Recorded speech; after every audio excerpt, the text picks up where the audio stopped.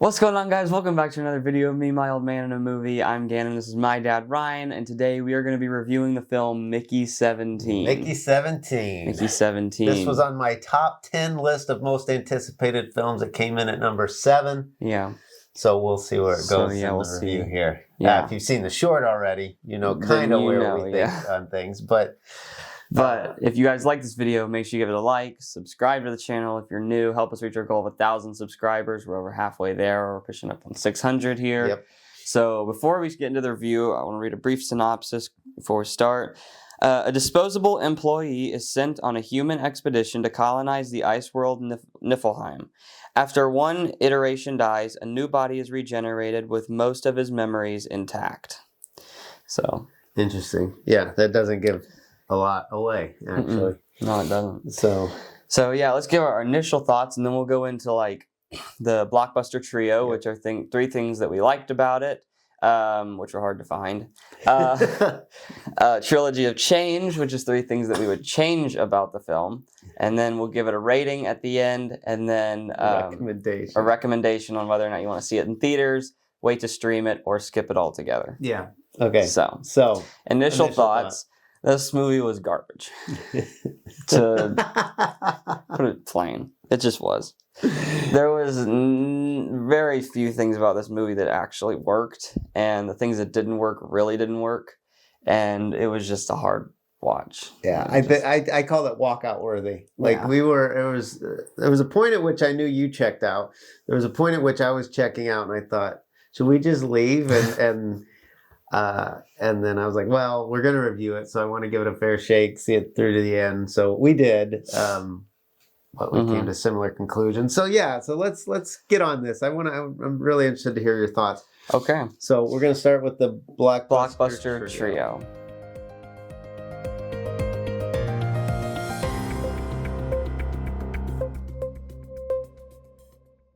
All right, so who wants to kick this off? You can go ahead and kick it off. Okay, all right. Blockbuster trio. These are things that I like, things that I like, things that I could comment on. Robert Pattinson, is that how you say his name? Yeah. Robert Pattinson, I thought showed great range in this film. I think he was a perfect cast. I said that in the short. You know, he's done other roles, obviously, The Twilight, Batman. What was the other one we saw him in? Harry Potter. Harry Potter. Cedric Diggory. Yeah, so like all of those are very different character. He's a great departure from that in this, but he managed to kind of embody this character really well, from the voice to the body language to like his facial expressions. I thought he was ideal for this role. Yeah, for sure. I'll give him that for sure. All right, the first one I had was that there were actually some good jokes in this movie. Like there were times that, especially more early on, that I was actually laughing. Like there were some actually really good jokes that they had in the front part of this film. Part of the film. Yes, for sure.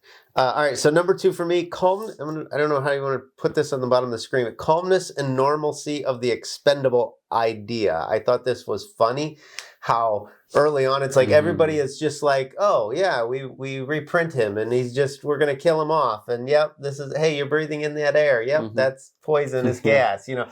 Like it was just everyday normal thing that we are expending you and you're going to come back. I mean, from the opening scene when they look down, they're like, you're still alive, you know. It's just and I'm going to get into this a little bit more later, but there's some depth to that I think that it's really interesting how that could be handled. But overall, I thought it was great comedy. Like you said on the front end, some of the lines, the general idea of it was funny to me. Yeah. It was short-lived, unfortunately, but I thought it worked. Yeah, so the second one I had was also him, Robert Pattinson. I said specifically his voice. When he did some of the voiceover lines, I thought those were some of the funniest lines. Yeah. Like he was such like a little weenie guy. Right. It was so funny to hear. Yeah. So breathe it in like it's a poisonous gas. Turns out it was a poisonous gas. You know, that kind of thing. Yeah. Right. that was great. And you got a lot of that in the trailer. So I thought that was more of what we were going to see. So yeah. I keep trying to hold back to get to where we're going to get with this. But all right, number 3. and this is what I was just about. I was almost talking ahead of myself here. Held thought-provoking potential. So keyword is potential there. They didn't develop this really well, I felt, but there were a couple moments. There were like the ethical dilemmas around what I just talked about, the expendability of a person. When we get into the duplicates, where there's 2 prints of him, there was this line he said, he's like, what do you care whether you're living or I'm living? And he said, because if it's me living on, but if it's you living on. Like somehow through the other prints, he continued to live on, and he would live on if he died through the next print. But now that he's seen the print, it has a life of its own. There was just something powerful about that idea that I wanted to kind of hang on a little bit more, and thought, wow, this really has some depth to it.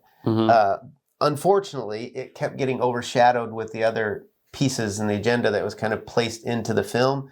But on its just base level, this thing had all kinds of potential to be a very thought-provoking film. Yeah, it did.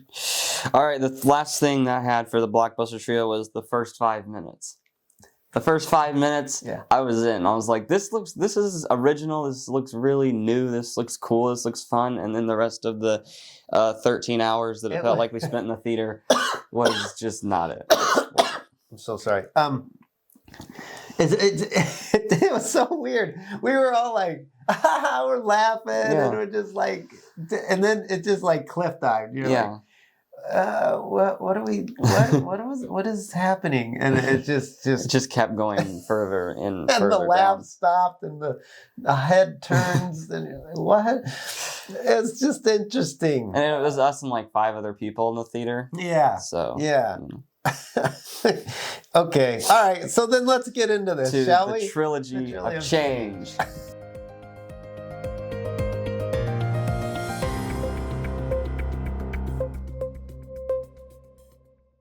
Okay, here's where we wanted to spend most of our time today. So, do you want to kick it off? I'll kick it off. So the first thing I had is that this movie was just weird, but like too weird.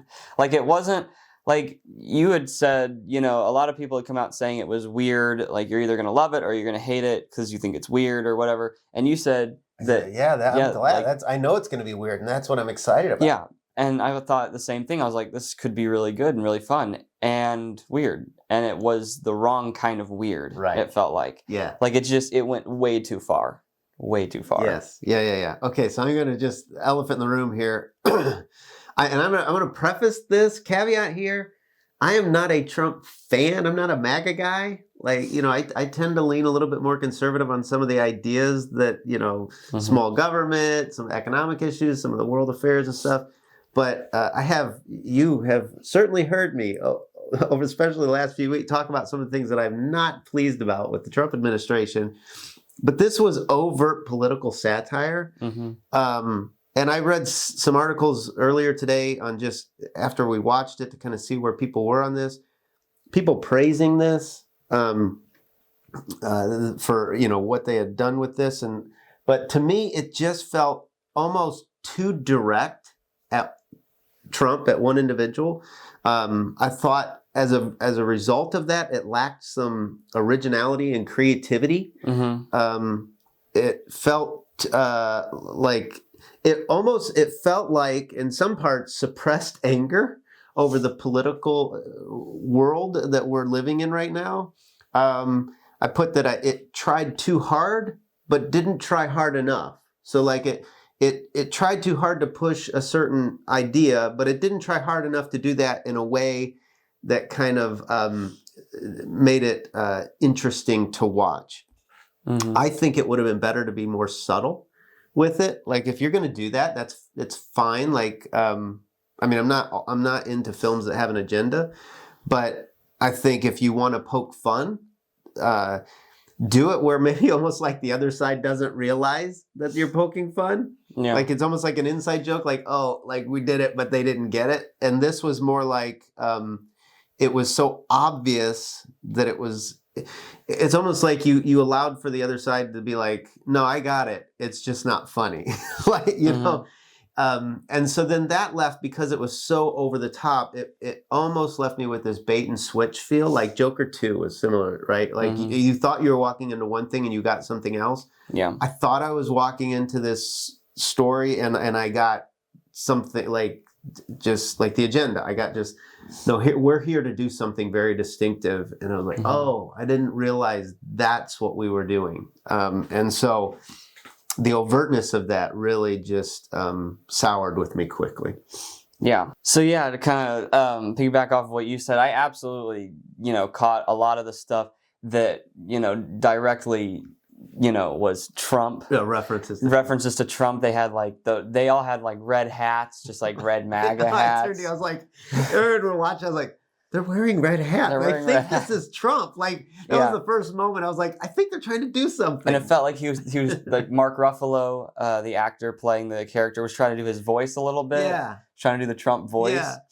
And they even had a reference to the 2 failed elections. Right. And so this must have been shot, before. Obviously it was, right? Before this election. And they kind of had it in the can and you're like, oh, whoops. That didn't happen.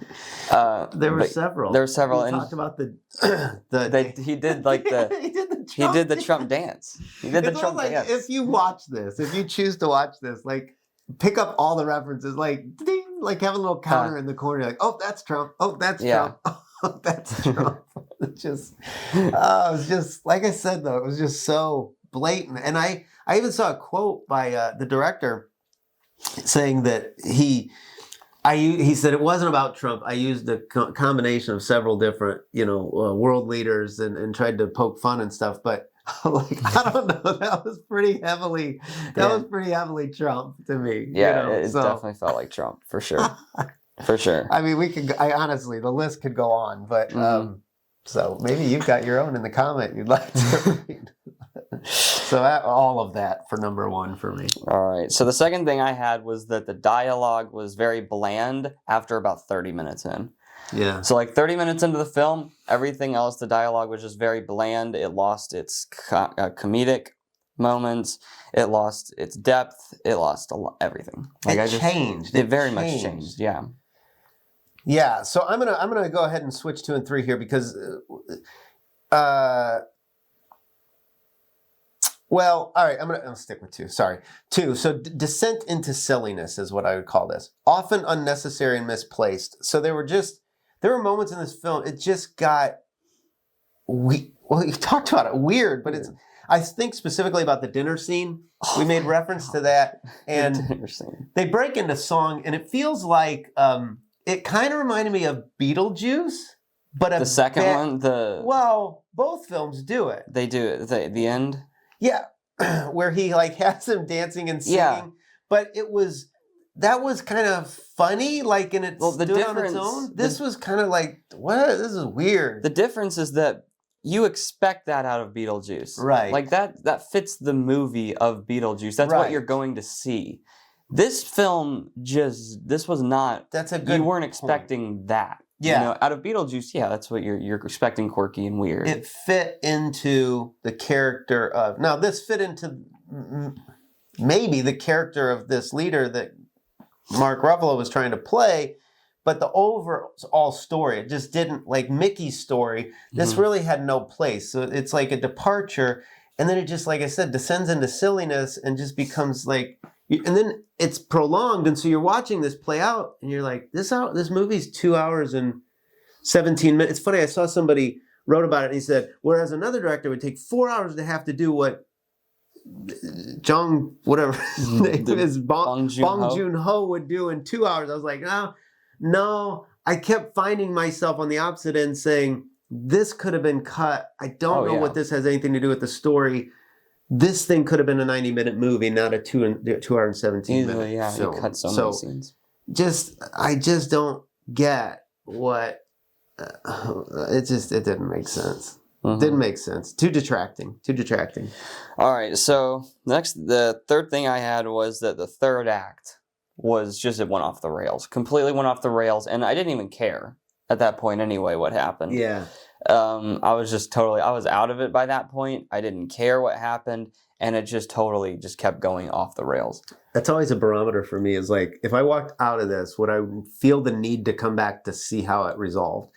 And yeah, with this one, I was like, I'm good. Like, if I left right now, I wouldn't ever need to come back and finish this out and get this to full circle, right? All right, so this was 3 for me. We've kind of been dancing around this. Storyline tangents. It kept trying to be certain things, and in trying to be certain things, it kept it from being one thing, which is what it should have been. It said the irony here is that while it was trying to portray, and this is not the main character, but the Mark Ruffalo character, in trying to create a character that was fighting for attention the whole time, it felt like this movie was fighting for attention. So it wasn't, it's like the film itself was what it was trying not to be. It was trying to mimic and kind of poke fun at this character, but in doing so, it kind of revealed that it was doing its own thing of that. It was trying to be something itself. So, yeah, it was sad to me because there's such great potential in this story. Oh, yeah. Like, you've got this baked in hero's journey. You've got a story about a guy who's everybody wants to win. This guy's an expendable. Nobody, like, you're cheering for this guy right out of the gate. They keep reprinting him, and you're like, oh, this guy needs a break. You love this guy, right? Yeah. He's looking for freedom. He's looking to break out of this mold. Somehow they managed to make that about something else and squander this really great premise. And that, to me, was the tragedy of Mickey 17. Yeah. So, reprint, try again, I guess. Mickey 18, here we go. 19, 20, let's keep trying because this wasn't it. All right. So, let's move on to the rating. Did you do your third? I guess you started. Yeah, I did the third. Okay, all right. So, yeah, let's move on to the rating. Here we go. So, I gave it 3. Okay. I was thinking 3, but I ended up with a 2. Wow. This is the lowest I've ever given a film. Definitely the lowest I've ever given a film. I don't like being spoon-fed an agenda on a film. Like, just, I don't care if it's right or left. I mean, there's been films on the far right that politics out of that I've said, this is just too much. Like, just stop. Like, and so it annoys me kind of on either end. I just want to be entertained, but not in like, and I get political, there are some political satires I enjoy. You know, I like watching Saturday Night Live as much as the rest of people, right? Yeah. With stuff they put out. But nah, this just didn't work for me. So, all right. So, recommend, Gannon? I think we just skip this one altogether. I don't know. Yeah. So, yeah, no go see in any of the 3 locations that we talked about. Yeah. Pass altogether. 3. I said there's 2, and then the 3 is a pass. So, we'll pass on this one and move on. Better things ahead. What's coming up? Novocaine. You're looking forward to. I've got my doubts about. I'm a little gun shy going after this stuff. I'm like, I don't know. Is this going to be more of silliness? I don't know. So we'll see. And then we're moving forward with the channel. Yep. Things good to come. So if you like this video, make sure you give it a like, subscribe. Yeah. Help us reach our goal of 1,000 subscribers, and we'll see you guys next time. Yeah. Be gentle to us on the comments.